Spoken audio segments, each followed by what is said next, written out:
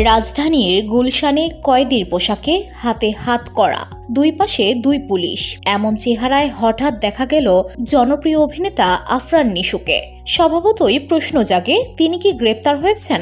সাজাপ্রাপ্ত আসামিরাই তো গ্রেপ্তারের পরই কয়েদির পোশাক পান, তাহলে নিশু কেন এমন রূপে? আসন্ন ঈদে মুক্তি পাচ্ছে বসখ্যাত অভিনেতার সিনেমা দাগি। এই সিনেমার প্রচারের অংশ হিসেবে বৃহস্পতিবার রাজধানীর গুলশানের শুটিং ক্লাবে আয়োজিত সংবাদ সম্মেলনে তিনি হাজির হন কয়েদির বেশে।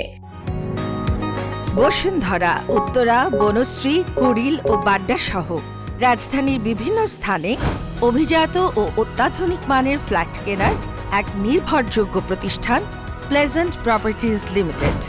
তাই আপনার স্বপ্নের আবাসনের জন্য আজই যোগাযোগ করুন। Pleasant properties limited, where destiny matches eventually।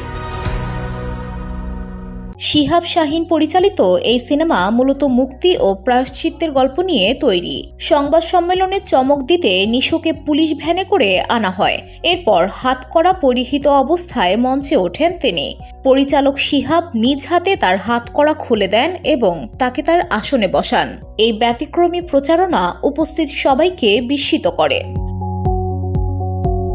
আসছে ঈদে দাগি মুক্তি পেতে যাচ্ছে, তবে দর্শক কি এই কয়েদির গল্পে নতুন কিছু খুঁজে পাবেন? উত্তর মিলবে সিনেমার পর্দায়। VOD Bangla news desk.